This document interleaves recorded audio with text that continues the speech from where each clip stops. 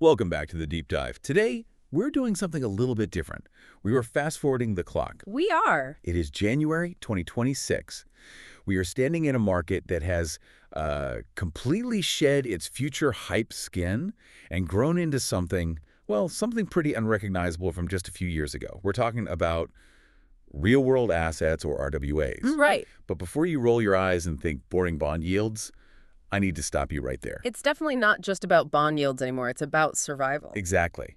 Because the picture, it isn't as rosy as all the press releases make it look. We've been combing through a stack of sources articles, data reports, and most importantly, some very candid off-the-record conversations with founders. Yeah. And while the headline is that giants like BlackRock and Franklin Templeton have validated the space, the subtext is, well, it's a lot darker. It is. I mean, if you just look at the surface, everything looks fantastic. We're looking at a market with a total value locked at TVL sitting somewhere between 24 and $35 billion. $35 billion. That's roughly 85% growth year over year.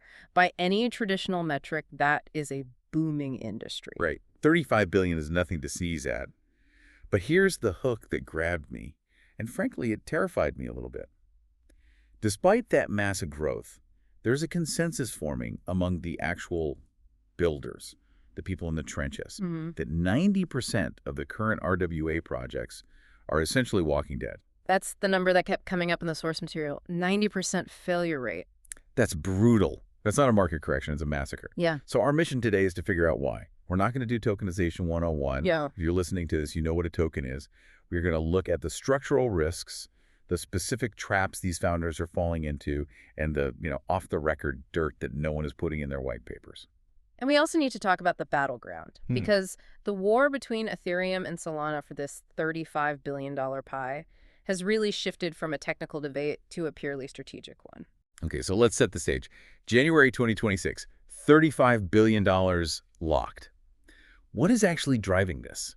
Because back in 2023, the dream was very retail. I thought by now I'd be owning a fractionalized piece of a villa in Bali. That was the dream, wasn't it? The democratization of assets. But the data shows that was largely a myth. That retail revolution hasn't happened, at least not in the way people expected. So not me buying a slice of a skyscraper. No, this market isn't driven by you or me buying $50 worth of a skyscraper. It's institutional plumbing. So who is buying them? It's qualified purchasers. Yeah. It's corporate treasuries. It's huge DAOs managing massive piles of stable coins. The primary driver, the absolute gateway drug for this entire ecosystem, has been U.S. Treasuries. Which accounts for what, about $9 billion of that total? Roughly $9.2 billion, yeah. And it makes perfect sense if you think about it from a treasurer's perspective. If you're sitting on $100 million USDC, you don't want it just sitting there idle. You want that yield. You want that 4 to 5% risk-free yield from Uncle Sam.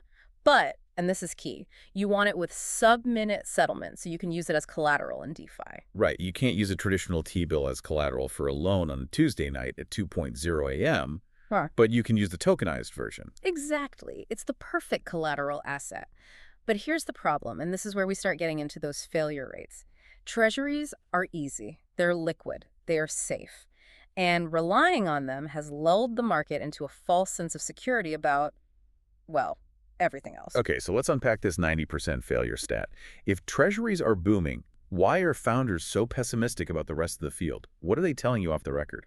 It really boils down to 3 specific traps. And once you see them, you can't unsee them. The first one is what I call operational incompetence. Which sounds harsh. It is harsh, but it's accurate. You have a generation of tech-first founders. They're brilliant at writing Solidity. They can code a smart contract in their sleep, but they have absolutely no idea how to be a landlord. Or an asset manager. None. And we have a specific example of this in the notes, and it is a pretty ugly one. Realty. Right. Yes, Realty is the perfect case study here. They were pioneers in fractionalized real estate. The idea was simple. Buy a house, tokenize it, distribute the rent. Simple. But the reality... They ran into a massive lawsuit with the city of Detroit. They did. And this wasn't just some paperwork error. Right? No. No. We are talking about over 400 properties. The city came after them for code violations, unpaid taxes, and blight. Blight. Blight, as in rundown, dangerous properties. Just picture this for a second. You're a token holder. You look at your wallet and you see this shiny pristine token representing your investment. Getting my little yield updates. Exactly. But in the physical world, the actual asset is a rotting house with a leaky roof that the city is threatening to bulldoze. That is a massive disconnect. That is the definition of operational incompetence. You cannot code away a leaky roof. You cannot smart contract your way out of a tax lien. It seems like these founders forgot that real-world assets involves the real world, which is, messy and bureaucratic. Precisely. Tech cannot bypass legal reality. We saw the same thing with a project called Harbor a few years back. They tried to tokenize student housing. Great idea on paper. Sure. But the existing mortgage lender just said no. They blocked the move because it violated the mortgage covenants. The project shut down. So you can build the fanciest tech in the world, but if a bank manager in Ohio says no, you're dead. You're dead. And that leads us directly into the second trap, which is economic. The yield compression trap. This one feels like basic capitalism coming for crypto. It is. In the early days, the business model for a lot of these RWA platforms was simple arbitrage. They would go out, buy a Treasury bill yielding 5%, wrap it in a token, and sell it to you for 4.5. They pocket the spread. Nice work if you can get it. Sure, until the big boys show up. Now you have institutional funds partnerships involving BlackRock, Fidelity, Franklin Templeton entering the space. These guys have trillions in assets. They don't need to gouge you on the spread. They can offer better rates. Better rates, less slippage, because they are the source. Right. You cannot outcompete the manufacturer. If your entire business model is just being a middleman for BlackRock's product, eventually BlackRock is just going to sell it directly. Exactly. If you are just skimming off the top of a T-bill, your margin is going to zero. You have no moat. And the third trap? This one is more subtle, but arguably more dangerous, the governance fallacy. This is the mistaken belief that you can use a DAO, a decentralized autonomous organization, to do credit assessments. Oh, I see where this is going. Hey, internet strangers, should we lend $10 million to this company? That's effectively what happened. The idea that you can crowdsource risk analysis for complex corporate loans it's insane. It leads to adverse selection. The only companies that would borrow from a DAO at high rates are the ones who couldn't get a loan from a bank. So you just end up with the worst possible borrowers? And catastrophic defaults. We are seeing a hard pivot back to professionalism. The projects that are surviving are the ones bringing in vetted professional pool managers who are legally accountable if they screw up. Okay, so we have incompetent landlords, vanishing margins, and bad loans. But there's another concept in the research that really stood out to me. It sounds like a horror movie title, the zombie asset. It is the industry's silent killer. And honestly, it's the thing that should keep investors up at night. What exactly creates a zombie asset? It stems from what we call the physical to digital air gap. Let's walk through a scenario. Let's say you buy a token that represents a deed to a house. You hold that token in your Ethereum wallet. It's yours. Okay, I've got the token. I'm happy. Oh. But 5 minutes later, the guy who sold it to you walks into a county clerk's office, totally offline, paper and pen, and sells the physical deed to someone else. Or maybe he takes out a second mortgage on it. Or maybe the IRS slaps a lien on the property. And does the blockchain know that any of this happened? No. The blockchain has no idea. It's still happily producing blocks, showing that you own this pristine, unencumbered asset. But I don't. I own a receipt for a ghost. You own a zombie asset. The token is trading, but the backing is gone, or it's compromised. The current flaw in most protocols is that they are essentially just multi-sigs with a PDF. They rely on manual updates to tell the blockchain what happened in the real world. That can take days, weeks. Or never happen at all. Exactly. That sounds like a recipe for massive fraud. How do you even fix that? You can't force every county clerk in America to use a blockchain. No, you can't. And that's why the tech is shifting. The solution emerging is something called legal state oracles. Legal state oracles. That sounds incredibly boring. Boring is bullish, remember? Think of it like Chainlink. But instead of checking the price of Bitcoin, these oracles check the legal state of the asset. They're tripwires. Tripwires. They query corporate registries, land titles, court filings in real time. So if someone files a lawsuit or tries to sell the deed offline, the oracle detects the filing a lis pendens or a transfer request and automatically pauses the token on the blockchain. It freezes the asset before the fraud can be completed. So the tech isn't just verifying the price, it's verifying the truth of the ownership itself. Precisely. Without that link, without that tripwire, we cannot scale this market to trillions. The fraud risk is just way too high. I want to pivot to the macro risk here, because even if you solve the fraud, you have a physics problem. The sources describe a liquidity paradox. This is the core structural tension of 2026. We are tethering very slow assets, real estate, private equity, corporate loans to very fast, 247 markets. We're creating a liquid shell around an illiquid core. Right. And we know how this movie ends. It's the run on the bank scenario. Imagine there is a panic. Everyone hits the sell button on their tokens at the same time.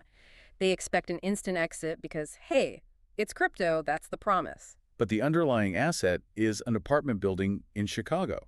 You can't sell an apartment building in 4 seconds. You can't sell it in 4 months sometimes, so you have a mismatch. The liability is instant, but the asset is slow.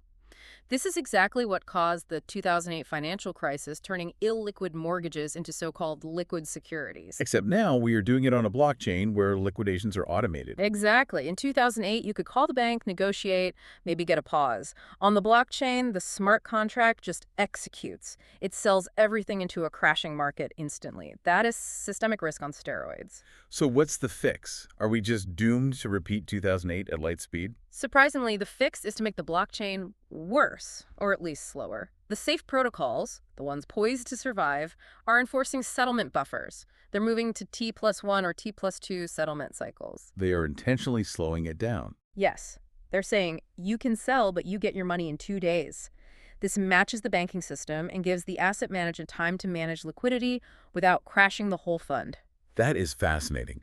We spent a decade trying to make settlement instant, and now that we're dealing with real assets, we realize that instant is actually a bug, not a feature. In times of crisis, friction is a feature. It prevents a total meltdown. Let's talk about where all this activity is living. We have to talk about the chain wars. Ethereum versus Solana. In the past, this was a technical debate about transactions per second, but now it feels strategic. It's no longer about specs, it's about target markets. Ethereum is the incumbent. It controls somewhere between 55 and 60% of the market, over $11 to $14 billion. It's the institutional toll road. It is. If you look at who is building there, BlackRock with the BUIDL fund, Franklin Templeton, they are all on Ethereum. But why? I mean, Ethereum is expensive. It can be slow. Why aren't these massive funds moving to a faster chain? Because when you are moving $100 million, you don't care if the transaction fee is $5 or 1 cent. You care about safety. You care that the chain has never gone down. You care that the regulatory frameworks are mature. Ethereum has the deepest liquidity and the most legal precedence. It is the safe choice for a board of directors. But Solana isn't exactly sitting on the sidelines. No, Solana is the challenger, and it is aggressive. It's become the high-frequency engine.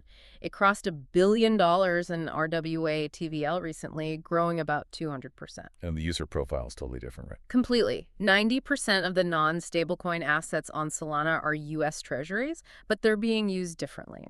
Solana wins on speed and sub-cent fees.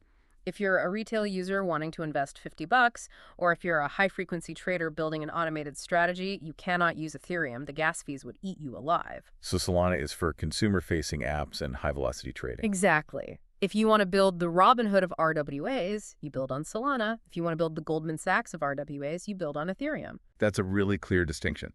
So knowing all of this, the risks, the traps, the chain dynamics, who is actually winning?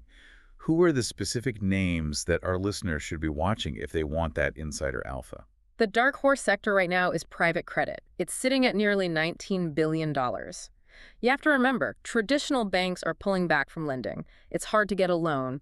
So platforms like Maple Finance are stepping in to become the new prime brokers. Maples is interesting because they survived the last cycle, didn't they? They did, and they evolved. They've originated $12 billion in loans with a 99% repayment rate. That beats a lot of traditional banks. That is impressive. And they have this syrup product now. Right. Syrup. This is the model of the future. They take those complex institutional loans, which yield 8 to 12%, and they package them into a simple, user-friendly vault. You put in USDC, you get yield, it abstracts away all the complexity. That bridge between high finance lending and DeFi ease of use is where the money is being made. On the infrastructure side, keep an eye on Centrifuge. They are winning the infrastructure war. They aren't trying to be the asset manager. They are the rails. They are the white label solution that other asset managers use to build their products. They're selling shovels in a gold rush. Exactly. And then you have Ondo Finance and Mountain Protocol. Ondo is solving the regulatory puzzle, connecting US and EU capital markets, and Mountain Protocol is trying to create the Lido of Treasuries, a rebasing stablecoin that just passively generates yield in your wallet. So instead of holding USDC and getting nothing, Right. you hold this and it grows automatically. Right. It sounds simple, but legally it is incredibly hard to pull off. The ones who solve that distribution and compliance puzzle are going to be the unicorns of this cycle. So as we look at this landscape in January 2026, it feels like the Wild West phase is finally ending. The cowboys are getting sued. The professionals are moving in. The pilot phase is definitely over. We are entering the great consolidation. The 90% of projects that are operationally incompetent or economically unviable, they're going to die. They have to. And the winners will be the ones who are boring enough to survive. That's the key. The race to 100 billion is effectively over. Institutions have arrived. Now the race to 100 trillion begins. That is the size of the total addressable market for global assets. 100 trillion. That is a number that is hard to even wrap your head around. It is. But here's the final provocative thought I want to leave everyone with. The biggest risk facing this industry isn't that the technology fails, the code works. Okay. The biggest risk is that we successfully rebuild 2008's financial mistakes just faster and with automated liquidations. We're building a Ferrari, but we might be driving it straight off a cliff if we aren't careful. Exactly. Faster does not always mean safer. So if you're evaluating projects, look for the boring signs of survival. Look for those legal state oracles. Look for settlement buffers. And if a project promises you instant liquidity on an illiquid asset without those safeguards, run the other way. Boring is bullish. I think that is going to be my mantra for 2026. Thank you for walking us through the minefield. This was eye-opening. It was a pleasure. And thank you for listening to The Deep Dive. Keep your eyes open, watch out for the zombies, and we'll catch you on the next one.